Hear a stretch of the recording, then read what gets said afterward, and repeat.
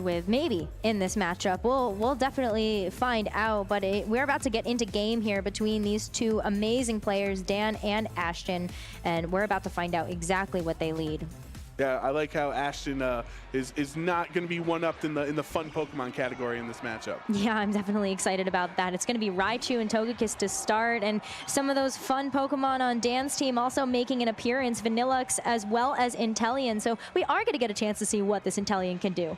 Right off the bat, of course, with that snipe shot, he wouldn't have to worry about a follow me from Togekiss, but in this situation, it might not be the best spot to go up against the Raichu, who can hit Inteleon super effectively. Of course, Inteleon is a Pokemon that likes to Dynamax as well, because it can go for a max Geyser to set up the rain, so its future water attacks are stronger. But of course, at the cost when you go for the Dynamax, your moves then don't have that stalwart property, or the snipe shot property, as I should say. So Dan does have to be wary about that if he does Dynamax.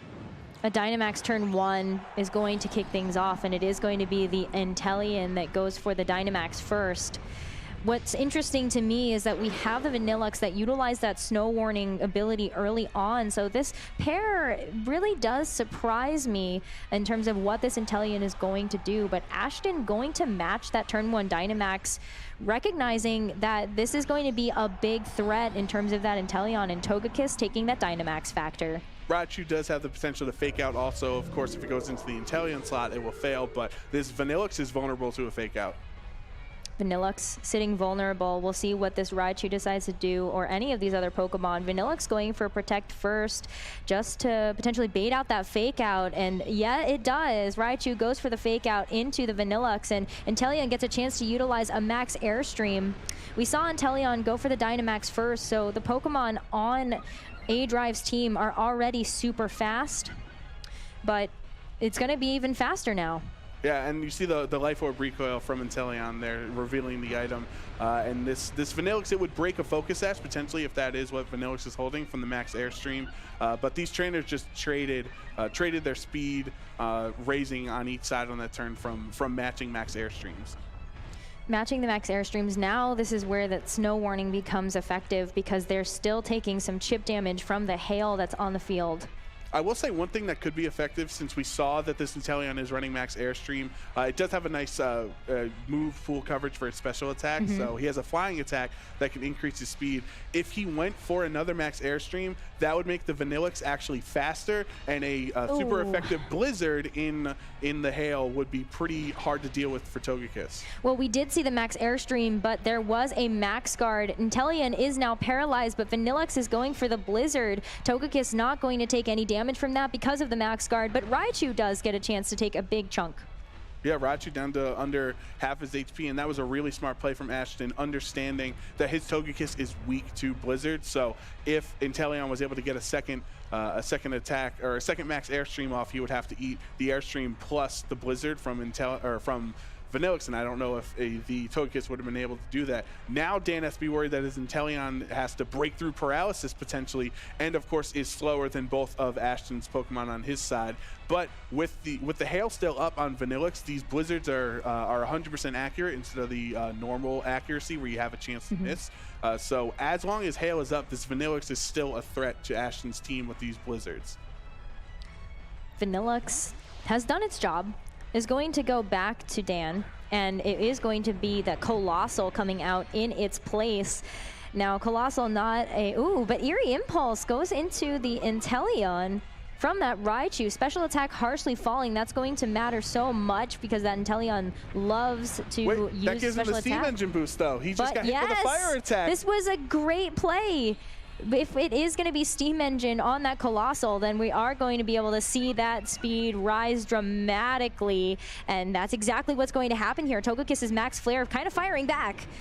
Oh, but the Max Geyser gets rid of the Max Flare, which would have been nice for Colossal when he would boost his fire attacks there. But obviously, Dan is seeing the Max Geyser more important. But a really nice switch out for Dan on that turn to bring Colossal into that Vanillux slot. He knew his Vanillux was really in a tough predicament there, because it wasn't doing enough damage and it wasn't fast enough to outspeed the Togekiss. But now Colossal has a threat. Of course, it would have liked to Dynamax, but Inteleon kind of stole stole that slot in this matchup. So now he's going to have to go for a potential rock slide into this Togekiss and Raichu, which would definitely knock out the Raichu if it connects, and then most likely, depending on the spread, could potentially take a double knockout with the Togekiss here. So that steam engine boosting his speed all the way up or to max speed is really huge. Oh, well, Intellion's going to actually be... policy. Yeah, it's going to activate the weakness policy from the side. Intellion's still going to be faster, utilizing the Aqua Jet. So even though Intellion's going to lose some of its HP there, I think Colossal got just a dramatic boost. But unfortunately, we still see Eerie Impulse, a special attack going to harshly fall. But Colossal going for the Ancient Power right into the Raichu. And even with that special attack drop, still going to do so much work to that Raichu. That shows that Ashton knows all these Pokemon, as Colossal is not the most common Pokemon. He definitely has a niche, but he knew it was a special attacker, so that Eerie Impulse was actually huge to bring his special attack back down to neutral, making that weakness policy irrelevant. Jellicent coming out in the Raichu's place. This is an interesting setup for Ashton.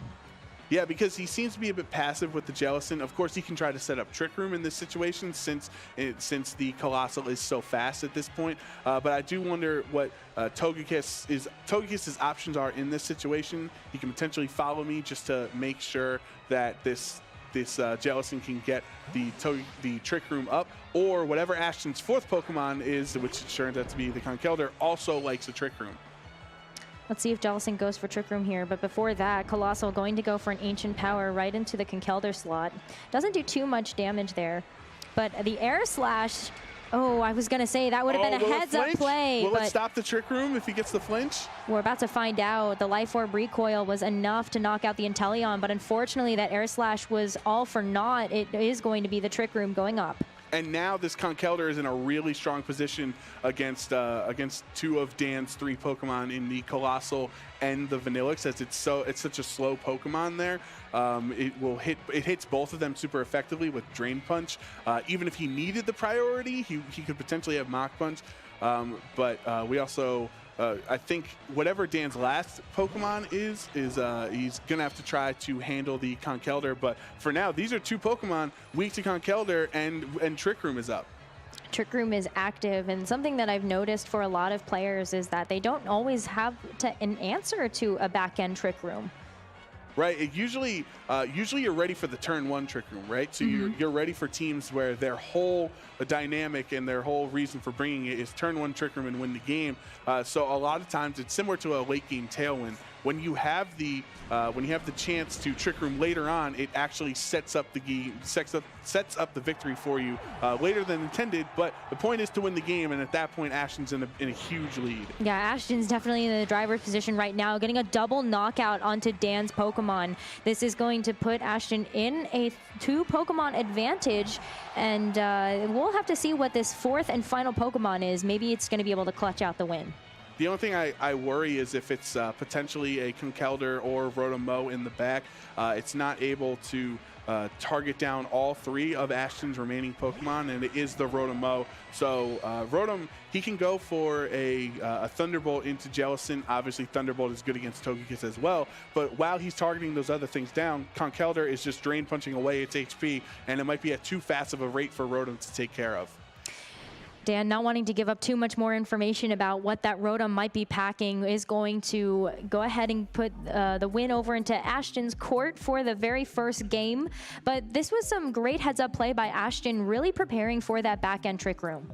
Yeah, absolutely. He also had the turn 1 play, or the turn 0 play properly, where he had the correct lead, bringing Raichu, so he could pressure Fake Out on that Vanillix. So I think overall, Ashton had a great matchup, or a great head on him in that match. Adrive, he revealed the tech, right? It's unfortunate when you lose a game when you reveal the tech. You showed off the weakness fallacy. You showed off the steam engine switching. Like, you had moments that went for you, but Raichu might have been something that Colossal wasn't expecting, especially with the Eerie Impulse lowering his special attack by 2 stages. I'd love to see how much those power gems would have done if he didn't have his attack, or if he still had his weakness fallacy boost. Yeah, Eerie Impulse ended up being such an important factor in that game for Ashton, just really mitigating a lot of the damage from Adrive.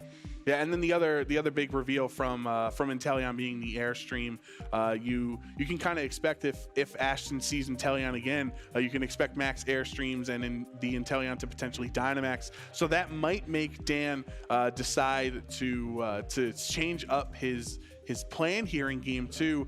Colossal is another Pokemon that really does enjoy being Dynamax because you get that double or that increase to your HP. So as a Pokemon who's so weak to water, you can potentially live a water attack, activate your Steam Engine thanks to the Dynamax, and then activate the weakness policy, and you can really start coming out or causing big damage there. But I like Dan's lead in that matchup. It just seems like the Raichu was so prepared for the Vanillix there, because let's say turn 1 he did get max Airstream Blizzard both into Togekiss, like that'd be pretty tough for Ashton to come back from. But unfortunately for him, for Dan, the Ashton seemed ready, because you're not gonna get anything past Ashton. He has scoured the Pokedex and he knows what every Pokemon is capable of. I know, even bringing Dhelmise and Raichu, that's such an interesting combination of Pokemon, but it ended up working out really well, particularly that Raichu. We'll see if we see it again. It is going to be Raichu, but this time partnered with the Jellicent for Ashton. And for Dan, we're going to see the Dusclops this time and Vanillux. Interesting adaptation from Dan. Both of these trainers have actually made adjustments here, weeding their potential Trick Room options. And thanks to the Frisk ability, it showed the Focus Sash on Vanillix and then the Kasib Berry on the Dusclops. Or no, I'm sorry, I had that one wrong. So that was Dusclops showing Jellicent and Raichu's items there in Focus Sash and Kasib Berry, which is the Ghost Resist Berry on the Jellicent there. So he is at least aware of that now. And of course, if Jellicent or Dusclops want to go for Trick Room, they can get into those Trick Room mind games of, oh, okay, we're both going to go for it, and therefore it resets it to normal. But I really am excited to see what happens on turn 1. Turn 1 fake out from the Raichu onto the Vanillux. It's not going to be able to make a move this time. But the Scald from the Jellicent gets the burn. Not going to be nearly as important because Vanillux is going to be more of a special attacker, but the Dusclops nor the Jellicent decided to go for Trick Room. Yeah, I think they're really in a standoff in this point, because nobody wants to get caught Trick Rooming as the other person takes advantage of that passive move from the other Trick Room setter. So we might get into a couple of turns of chicken here where they're trying to bait their other teammate into, or the opponent into, going for Trick Room before them. And this Vanillix, obviously, the burn doesn't matter too much as a special attacker, but it does help it does hurt since Vanillix is so frail that every hit point it has, it really needs. So the lower and lower it gets, the more likely it is to be knocked out. But that might be what Dan needs if he can get Trick Room off. Having the potential Conkeldurr or Colossal in the back under Trick Room might be what Dan is opting for. Maybe another game of chicken, but maybe not, because Ashton decides to withdraw Jellicent. Or the ultimate chicken move. So yeah, maybe it is the ultimate move here, because Conkeldurr coming in might have predicted that we saw Adrive go for a Trick Room here. But this Raichu first going for the Eerie Impulse, maybe not the burn, but you definitely want the special attack drop, as Vanillix goes for Aurora Veil for Adrive. Yeah, Aurora Veil, huge there. It's essentially like Light Screen and Reflect rolled into one move, but has to be up with Hail. And there is the Trick Room. So Ashton did call. He said, thank you for setting up the Trick Room. Now my Conkeldurr can sit here and start attacking pretty fast. That was a huge call. Yeah, and I love that. It is unfortunate for Vanillix that it has been Eerie Impulsed again. I love that move from Raichu. It's such a great meta call from Ashton in this for Collinsville, knowing that there's a lot of really strong special attackers in the format, especially when they are Dynamax. Raichu is one of the fastest Pokemon in the format, consistently has been whenever it's been viable in any of the formats. So those really fast Eerie Impulses are able to make all these special attackers have their damage neutered. Well, Dusclops still going for a bit of damage, but look at the avoid here. Double avoid. That's really impressive, even though they're considered pretty big Pokemon. But the Eerie Impulse again onto Vanillux is making those Blizzards do nothing. Yeah, I really wonder if, I think Adrive might not think Vanillix is in the win con in this situation. That's why he's keeping him in, and now having his special attack at decreased 4 stages, and he's still sitting here going for blizzards. The Vanillix kind of did its job. It set up Aurora Veil. You want Aurora Veil up to support your other teammates. So Adrive actually might prefer this Vanillix to get knocked out, so something in the back can start sweeping under while Trick Room and the Aurora Veil are still set up, like a potential Conkeldurr or the Colossal that we saw. The only difference this time is that Colossal's pretty slow, and when it doesn't have that Steam Engine ability activated, it will be one of the slower Pokemon in Trick Room, so it will act first. Trick Room definitely being utilized here by both of these players. Vanillux taking a break, and Conkeldurr coming back out to match the Conkeldurr from Ashton. Dusclops going for another Nightshade, just trying to chip away at as much damage as possible. But Conkeldurr going for the Rock Slide, doesn't get any misses this time, connects with both Pokemon. Not super effective, but the critical hit onto Dusclops is going to bring it to about 2/3 of its health, and Volt Switch might be able to get another chunk of damage out as Ashton decides to pivot Pokemon. So I do wonder at this point, what is Adrive's 4th Pokemon in the set? That's information you're always trying to get as a match is going along from your opponent. You see what they reveal. So he hasn't shown it off yet. If he has potentially that Colossal in the back, the Dusclops, a common move it has is, as many Trick Room users do in this format, is Bulldoze, right? To not only, 1, lower your own speed so you're faster in Trick Room, but 2, that would activate the Colossal weakness policy. But for now, since it's not on the field, this Conkeldurr, if it has a Thunder Punch, it can try to target down that Jellicent, but it's in a really tough spot, not being able to hit it with strong Drain Punches.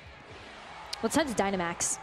We haven't gotten a chance to see a Dynamax yet. It's been several turns for both of these players, but this Dynamax might be the turning point, at least for Dan, because we are going to see that Conkeldurr become larger than life, and it's going to be packing a big punch.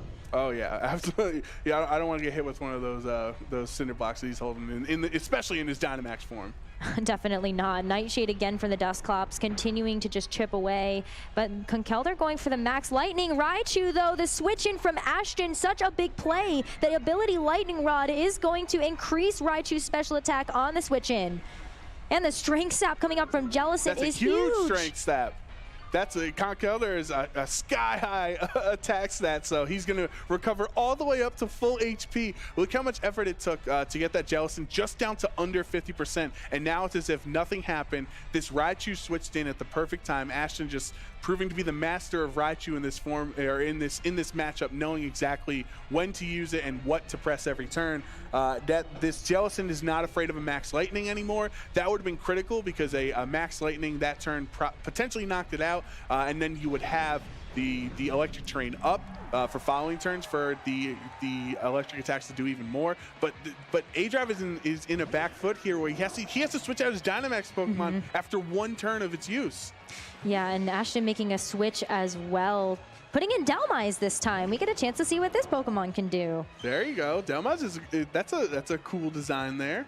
Absolutely. Gonna have to take a Nightshade on the switch in, which ends up actually doing a decent chunk of damage, but another Strength Sap from this Jellicent into the Rotom Mow. I actually really like the switch out from Adrive, just because that's going to preserve a little bit of that Conkeldurr and just make sure that it can come back in and do its job later. Right, and on that turn, both Aurora Veil and Trick Room have ended, so now we're back to the regular board state where the fast Pokemon move first, and there's no decreased damage from Aurora Veil, so these attacks will be hitting it or threatening it very, very strongly. Dhelmise, as we talked about in Team Preview, is a Pokemon that when it likes to Dynamax, that would be a pretty strong hit into the Dusclops, and then obviously Rotom would have its defense lowered for the Conkeldurr to kind of clean up later on in the matchup here. So it seems like this Dhelmise is in a really good spot, because he's not worried about getting hit super effectively. And if Adrive wants to set up the Trick Room, this Dhelmise will gladly let him. Dhelmise. We saw Adrive go for the Dynamax just a turn ago, and now it's time for Ashton to take on the Dynamax Factor. It's going to be Dhelmise, and this Dhelmise, if you're not familiar with this Pokemon, gets a chance to actually pack some really powerful moves, so has a chance to do a lot of big damage here. But Rotom going for the Nasty Plot. This is a great way for Dan to kind of come back into the game, making sure that Rotom's special attack going to go ahead and sharply rise, but the max move from the Dhelmise is going to knock out this Dusclops. And I guess Ashton doesn't need to have the Trick Room set up. No, apparently not. This Dhelmise is set up. It's at full, in a spot. It showed the Life Orb there, so it even has a 30% boost to its already strong attacks. And you mentioned that it doesn't look as threatening as a normal Pokemon. You wouldn't think it does as much damage as it does. But in that Dynamax form, you can really see this, that the Dhelmise can pack a big punch. Although I don't know how it punches with an anchor as a body, but we'll let that one slide. This Vanillix, though, he's gonna. Adrive might has one last chance to potentially get an Aurora Veil off on, or activate an Aurora Veil on his side of the field for Rotom and Conkeldurr to take advantage of. But if this Raichu decides to target down that Vanillix slot, it might not get the chance. Of course, if Raichu targets Vanillix, that does mean that the Rotom has a chance to have the Nasty Pot again or get that strong +2 attack off. Ooh, the Dark Pulse into the Dhelmise is going to be super effective, but looks like for the Raichu, it's the Vanillix that ends up being just a little bit more of a threat. So there's the Fake Out, and there's the cherry on top of that ice cream cone. That's going to be Vanillix fainting, and this is going to be a 2 Pokemon advantage for Ashton. What could have been really cheeky that turn from Adrive is if you went for a second Nasty Plot to counteract the potential incoming Eerie Impulse on this following turn, because Raichu had the Fake Out utility available to it on that turn, so you might as well use it to stop a Vanillix from setting up Aurora Veil. And now that it doesn't need to Fake Out, it can Eerie Impulse the Rotom on this slot and bring its special attack back down to neutral. But a Dark Pulse reveal is nice on their own, because he does have a way to not only hit this Dhelmise super effectively, but also hit the Jellicent with that if he didn't want to go for an electric attack as a regular. Oh! Going for the Mach Punch. Does knock out the Raichu, so there's no going to be any more Eerie Impulse in this game. Rotom going for another Dark Pulse, and that's going to even the score. It's going to be a 2 Pokemon versus 2 Pokemon game here on out. That's huge, because Jellicent has to come back in here to 2 potential electric attacks, one from the Rotom and one with the Thunder Punch from Conkeldurr, which is not going to be redirected because that Raichu went down. Ashton was not able to preserve Raichu long enough in this matchup to prevent the Jellicent from being threatened. At this point, the Rotom can hit Jellicent super effectively in either way. He can go for the Leaf Storm if it wants to do a lot of damage at the cost of his own special attack stat, or he can just go for the regular Thunderbolt. And with that Nasty Plot boost from a few turns ago, this Thunderbolt would actually be pretty strong. Even if you went for Leaf Storm, it would lower his special attack, but it'd bring it back down to neutral, so it'd still be really strong. Ooh, Mach Punch. Now we get the Thunderbolt. It's going to be a double into the Conkeldurr, one of the last remaining offensive measures for Ashton. It's just going to be Jellicent against the world, and the Strength Sap going to help out a little bit here, but Jellicent's already at pretty full HP. Yeah, it's already at full HP. It's really just doing that to lower Conkeldurr's attack stat. Of course, it is diminishing returns on Strength Stat, because every turn that you use it, therefore the next turn that attack is lower, so you're recovering less and less. And at this point, potential Thunderbolt from Rotom and Thunder Punch from Conkeldurr would be enough to take out this Jellicent before he's able to knock out both of Adrive's Pokemon, especially the Rotom. I really question what Ashton has available on his Jellicent to handle this Rotom specifically, who can hit it super effectively so well. And great job by Adrive pulling himself back into the driver's seat in this matchup when he was down 4 Pokemon to 2 just a few turns ago. Yeah, he was definitely down in the numbers, but the Thunderbolt, gonna bring the Jellicent so low. Conkeldurr goes for the Poison Jab just to put the last and final blow, and Ashton is going to drop all 4 Pokemon. Adrive evening the score now. It's gonna be 1-1. We're getting a game 3 here. We got a game 3. Round 3. I love to see it. Adrive is he's pretty happy there that he was able to win that one, and Ashton unfazed, as of course this is not his first rodeo. He's able to he's able to come back from a loss better than most people can. And he obviously had the play right. He see the Raichu on his hat there, so he's a big Raichu fan. It was so strong and so effective against Adrive's options of beating the Jellicent. But if you come down to your win condition being Jellicent, oftentimes that's not enough, or it's not effective enough to beat your opponent. So Jellicent really thrives when it's helping its teammates and not as your last win con. So Ashton's gonna have to try to find a way in game 3, even though he made all the right calls and he switched in on the Max Lightning and he got the Eerie impulses off. Well, every turn you're doing that, you're still not providing damage to your opponent. You're still not knocking the opponent's Pokemon out. So what can Ashton do in game 3 to not just make the right plays, but also get rid of Adrive's Pokemon? And Dan did such a great job of adjusting in that game too. I love the Dusclops change. I think that was one of the reasons why this game ended up going on as long as it did, because there was that game of chicken being played of who's going to click Trick Room. And while Ashton got the call right and was able to bring in Conkeldurr under those conditions, I definitely think that Dan just played around the Trick Room really well, able to stall it out, especially when it was unfavorable for them. Dan also played around the Kasib Berry on Jellicent extremely well, because of how Nightshade works. It kind of circumvents the super effective Ghost typing because it does the same amount of damage every turn based off your level. So Frisk was huge. So if he's able to get that Jellicent down to around 50% from a couple of Nightshades, and then have something else in the back like the Thunder Punch on Conkeldurr or the Thunderbolt from Rotomo, that would be able to get around it without hitting it with a Ghost attack that it doesn't seem like Dan would have in this matchup. I think one thing that Conkeldurr interestingly revealed Poison Jab, so that obviously Jellicent's not weak to Poison Jab, so and he showed off Thunder Punch earlier, so he could have went for that. That might have been a bait into Ashton to let you know, hey, just because if you have Togekiss in, that doesn't mean it's safe against Conkeldurr, because if a Max Ooze from a potential Dynamax Conkeldurr would be pretty strong into Togekiss. So I don't know if that was the best strategy to reveal the Poison Jab on Conkeldurr, but it could be a potential big flex to make this Togekiss worried about Conkeldurr. Yeah, Togekiss doesn't really want to have to face against that. No. Yeah, but particularly when most Togekiss are running something like a Babiri Berry, there's so many different ways that you can now get around that, because there's a lot of Pokemon that are teching other moves that are super effective against Togekiss, like something like an electric attack, or in this case, a poison attack. Yeah, we see it from a lot of Pokemon, and that's somewhat of the beauty of Dynamaxing, is that you have really strong attacks that are usually you wouldn't be using because you don't get the same type of attack bonus on it, so you're not, you getting that additional 50% of damage. But because you're getting an increase to the base power on the attack, on your Dynamax moves, or your max moves there, you are kind of effectively using a stronger tech move in the Poison Jab than you would be if you were hitting it with something that would have the same type of attack bonus. So I think I'm just really, that was a great job by Adrive in game 2. Down 4 Pokemon to 2. He seemed like he was in a really tough spot. His Vanillix wasn't effective. His electric attacks were being redirected all over the place from Raichu, and he still pulled it back to force a game 3.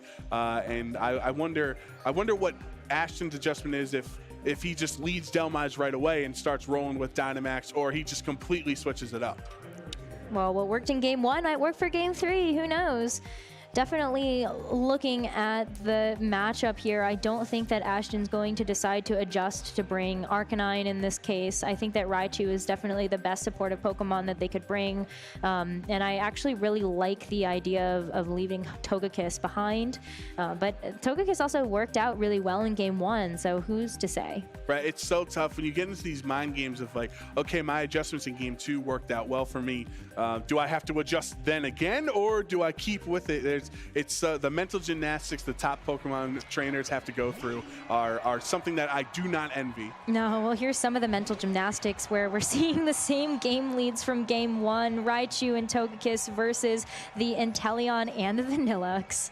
So Vanillix obviously is potentially threatened from Fake Out yet again on Raichu, as we've seen in 3 games now. Raichu can use a lot of pressure here, stopping Vanillix from going for a super effective Blizzard into the Togekiss. Of course, Inteleon, if it wants to Dynamax again, which we saw in Game 1, that means he wouldn't really be threatened by a Fake Out. So if Dan is expecting a Fake Out into that Vanillish slot, it might not be the worst idea in the world to switch that out into a potential Ghost-type Pokemon in the back in Dusclops, or somebody else who can handle the Raichu here. If, of course, Inteleon is who Dan thinks is his best option to Dynamax. Of course, we can actually see them saving potentially Dynamax for later on in the game, as that worked out well in game 2, where they didn't Dynamax right away, and that was pretty interesting to see. But instead, we're actually just gonna just go right for it, wrecking havoc on turn 1.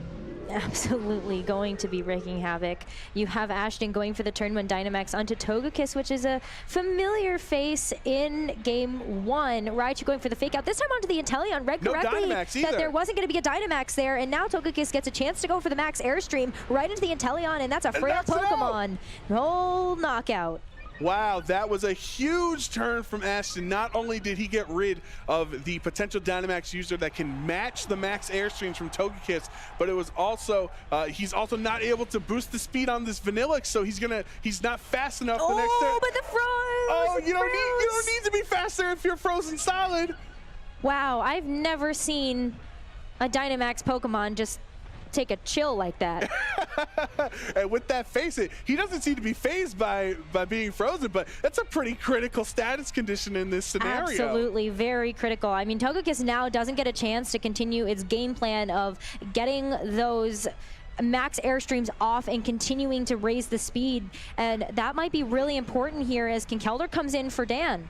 So what do you do in this situation? Do you expect your opponent never to thaw and you kind of just focus on the other slot? Or do you anticipate him to break out of this freeze, and so you target it down with a potential Ice Punch Blizzard? Like, what is I wonder what's going through his head here. He's already lost the Pokemon, but he does have the advantage here to go for a Blizzard and then a potential Max Hailstorm also into this slot. And Ashton didn't switch out because this Togekiss is in such a bad spot that he might just have to take 2 ice hits. Yeah, it definitely is just sitting on the field and kind of sitting pretty at this point. Conkeldurr, though, will be Dynamaxing, and Raichu going for the Volt Switch into the Vanillish. We're not going to see the Eerie Impulse, but that actually did a decent chunk of damage to that Vanillish. Yeah, the Vanillish isn't really, it's not trained too much, and of course if it is holding that Focus Sash item, then that would be broken. This Jellicent, though, is a nice switch for Ashton if Conkeldurr wants to try to boost his attacks up. Togekiss is frozen. If he wants to boost his attacks and go for Max Knuckles, this Jellicent would obviously be immune to those fighting hits, but I don't see what stops a potential Max Hailstorm, except for that decision, as Ashton gets rewarded for his switch into a Ghost type on a fighting attack. That was a great decision from Ashton, because this is 1 turn stalled from that Dynamax from Adrive. Right. It was kind of like a Max Guard without actually clicking it, because he was just frozen in space and nobody targeted Togekiss in that slot. Now the Vanillish is free, though, to go for Blizzard, as last turn he wanted to set up the Aurora Veil. Now he can go for Blizzard and then potentially another attack, or Freeze Dry, which is super effective on water types. It is going to be super effective on this Jellicent. No freeze, but unfortunately we will see the Togekiss continue to be frozen, but there's the Max Ooze. Actually doesn't do too much damage. This Togekiss is going to be able to hold on. But the special attack is going to... Special attack, right? Yes. For Vanillish. Yeah, Vanillish is very scary right now, but Trick Room might be able to help out Ashton. Now, but what he did with Trick Room there is on this final turn of Dynamax for Conkeldurr coming up, he can go for the Max Hailstorm. Obviously, I wouldn't risk the Max Lightning, since Raichu can switch in. So if Jellicent, it doesn't have a way of knocking out Vanillish in 1 hit from what it looks like to be around 70% of his HP remaining. And this Conkeldurr is going to be attacking really fast. So if you knock out this Togekiss, the best thing Ashton can do is thaw at some point, but instead he's just going to switch and expect this electric attack. Did Adrive fall for it again? No. No, it's going to be another Max Ooze into the Togekiss slot, and unfortunately Raichu's going to have to take it for its partner, and it's going to be a knockout for that Raichu. And now Vanillish is +2 on his special attack, and this Freeze Dry will be really strong into Jellicent. Jellison going for the strength sap, so though onto this Conkeldurr, so it's going to regain all of its health back. We know from previous iterations of seeing that combination, but Vanillix going for the freeze dry. Let's see how much this +2 does. Ooh, oh, it's a one-hit knockout. That's a lot. That's a lot of damage. I don't think Jellison's used to being knocked out from full HP very often. No, I don't think so either. It's definitely one of the more bulky Pokemon, but all of those max oozes coming out for the Conkeldurr. What an interesting tech from Dan, because it's really been helping to keep this Vanillix a threat on the board. Usually you'll see a special attacker with max knuckle, like say from Focus Blast, which increases their teammates' attack stat, like for Extra or Tyranitar or something. Not as often do you see the physical attacking max ooze to increase his teammate's special attack in this format, and that just shows how beautiful the symmetry is in VGC, where this is a team game. Not only was Conkeldurr doing what he needed to get rid of the threats on Ashton's side, but at the same time providing offense, he was boosting up his teammate passively with the max oozes, increasing his special attack. So really well played. Of course, the problem is Togekiss has been frozen this whole time, so that definitely changes the dichotomy of the situation. If he wasn't frozen, these players might have had to go for different options in this matchup. But that is what happens, unfortunately, sometimes in Ashton's case. That it's a part of the game that can come back to bite you. Well, Conkeldurr at full HP is going to be again packing another big punch, and this time into the Vanillix. So Ashton read that switch out correctly, and unfortunately that switch out wasn't enough to buy time for this Togekiss to get unfrozen. That might have been nice if he did unthaw there, and he can go for a Follow Me the following turn. Of course, he still does have the chance at a priority if he goes for Follow Me or Protect. Those two attacks will go before the other attacks on Adrive's side, so he can unthaw and Protect, or unthaw and Follow Me and redirect attacks away from Ashton's Conkeldurr. But at this point, a strong Thunderbolt or Volt Switch, any hit's going to take down the Togekiss. Rotom is faster traditionally than Togekiss, so he would be able to knock it out. And then it's Conkeldurr in a Conkeldurr fighting matchup versus a full health Rotom here. So Adrive's found himself in a really good spot. Poison Jab is going to be the move of choice to knock out this Togekiss, and unfortunately, we didn't get a chance to see that Togekiss do too much because of the freeze, but Conkeldurr is still alive for Ashton. Goes for the Drain Punch onto the Rotom and does some good amounts of damage. Brings him down to around half his HP. Oh, but the nasty plot. Ashton securing the potential late game sweep here by increasing his special attack. And of course, that Aurora Veil was up the entire time. So imagine the Drain Punch doing even more damage if it wasn't for the Aurora Veil. But now that, so if Trick Room, this is the final turn. If Rotom is running Protect, I don't know if it is, if he has both Nasty Plot and the Dark Pulse that we saw revealed in Game 2.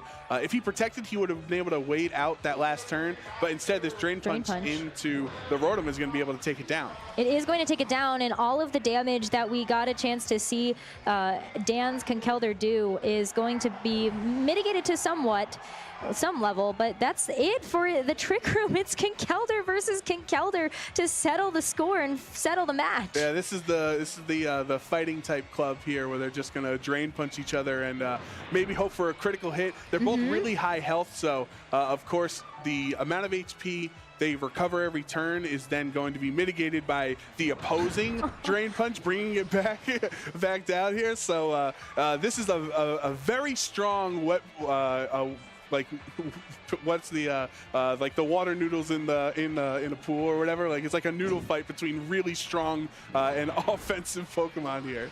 What's very interesting is this is 2 times in a row that we've seen Ashton's Conkeldurr move first, but the Drain Punch is again just continuing to chip away at that damage and bringing those HP bars so low.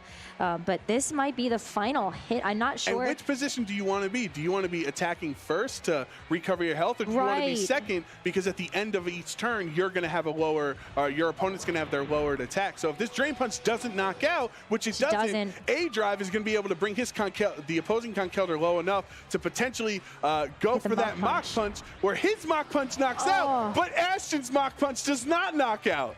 Oh my gosh, I'm at the edge of my seat. What move did these Conkeldurrs decide to click to decide it all? If they both click Mach Punch, I think Ashton needs a crit Mach Punch to knock out Adrive's Conkeldurr. Mach Punch?